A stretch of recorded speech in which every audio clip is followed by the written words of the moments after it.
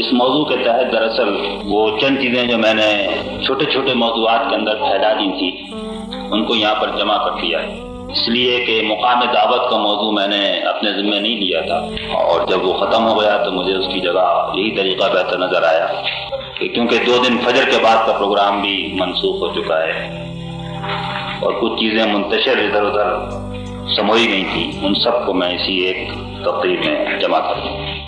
اب تک جو گفتگو ہوئی ہے اس کا خلاصہ یہ ہے کہ تزکیہ اور دعوت کا اصل انحصار انسان کے اندر کی شخصیت یعنی اس کے قلب پر ہے۔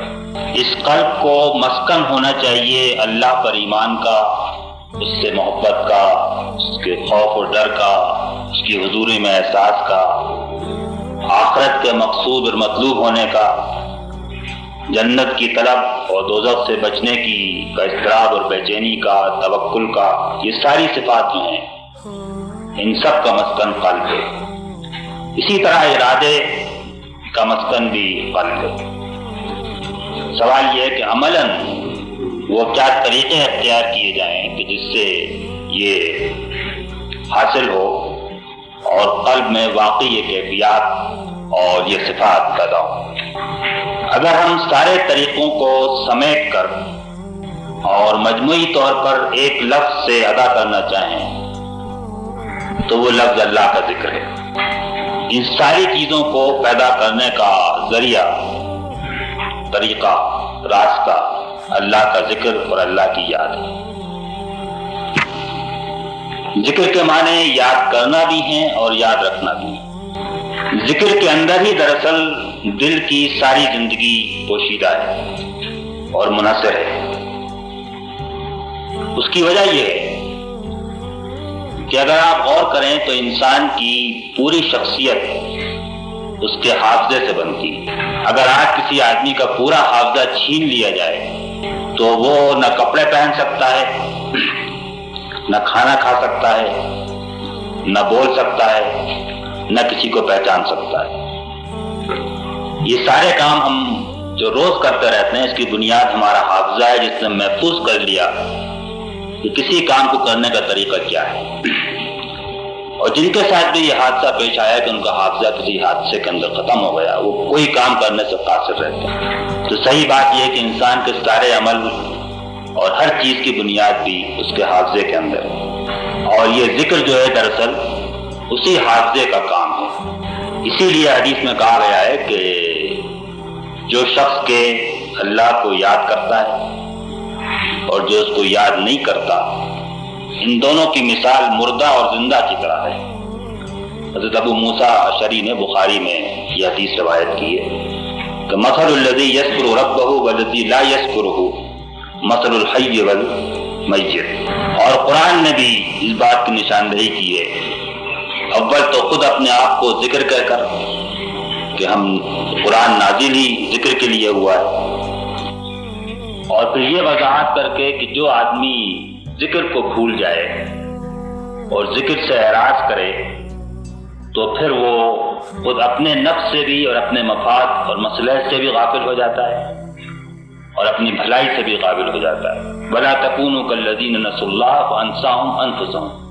یہ بڑی معنی خیز آیت ہے کہ اگر تم اللہ کو بھول جاؤ گے تو گویا اپنے آپ کو بھول جاؤ گے، اور پھر تمہیں اپنی زندگی کو کہیں سے بھی سدھارنے کا موقع نہیں ملے گا۔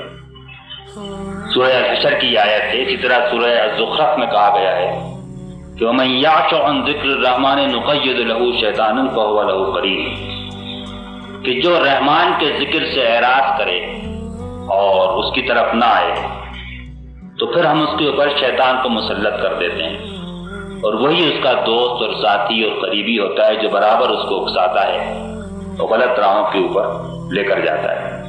اللہ تعالیٰ نے اسی ذکر، کیونکہ یہی ذکر وہ طریقہ ہے جس سے ہر چیز حاصل ہوتی ہے، اس لیے کثرت سے ذکر کرنے کی تاکید بھی کی ہے۔ اذکر اللہ کثیرا، جو لوگ کے کثرت سے ذکر کرنے والے ہیں ان کی تعریف بھی فرمائی ہے۔ والذاکرین اللہ کثیرا والذاکرات، جو اللہ کو کثرت سے یاد کرنے والے مرد ہیں اور عورتیں ہیں۔ اور عقل مند لوگوں کی صفت اس نے یہ بیان کی کہ یذکرون اللہ قیاما وقعودا وعلی جنوبہم، کھڑے ہوں یا بیٹھے ہوں یا لیٹے ہوں، ہر حال میں وہ اللہ کو یاد کرتے ہیں۔ یہ ساری آیات سے یہ بات واضح ہو جاتی ہے کہ یہی دراصل وہ طریقہ ہے عملی طور پہ کہ جس کی پابندی سے، جس پر ہمیشہ عمل کرنے سے، مداومت سے، جس کو اختیار کرنے سے، جس کو مضبوطی کے ساتھ پکڑنے سے، جس کے مختلف طریقوں پر چلنے سے وہ ساری چیزیں جن کا ہم نے اب تک ذکر کیا ہے وہ سب ہم کو حاصل ہو سکتی ہیں۔ اسی کے اندر یہ بات بھی شامل ہے، کیونکہ ذکر کی بے شمار صورتیں ہیں کہ نماز اس کا مقصد بھی ذکری ہے۔ اقیم الصلاۃ لذکری، خود قرآن نے کہا ہے کہ نماز کا اصل مقصد یہ ہے کہ تم مجھے یاد رکھ سکو۔ تربیت کے لیے شروع میں جو احکام آئے اس سب میں اسی کی ہدایت ہے۔ اگر آپ مکی زندگی کی صورتیں پڑھیں تو اس میں جگہ جگہ مختلف انداز میں تسبیح اور حمد اور ذکر کی ہدایت کی گئی ہے۔ راتوں کو کھڑے ہو کر نماز پڑھنے کا جہاں حکم ہے تو وہ بھی قرآن کی تلاوت کا حکم ہے، اور قرآن کی تلاوت بھی ذکر کی ہی ایک صورت ہے۔ تو جدھر سے بھی آپ دیکھیں ہر طریقہ جو ہے وہ کسی نہ کسی طرح اللہ کے ذکر کو زندگی میں جاری و ساری کرنے کا راستہ ہے، اور اس کو چھوڑ کر اور کوئی راستہ اور طریقہ نہیں ہے کہ جس سے یہ مطلوبہ صفات حاصل ہو سکیں اور دل کی زندگی کا سامان ہو سکے۔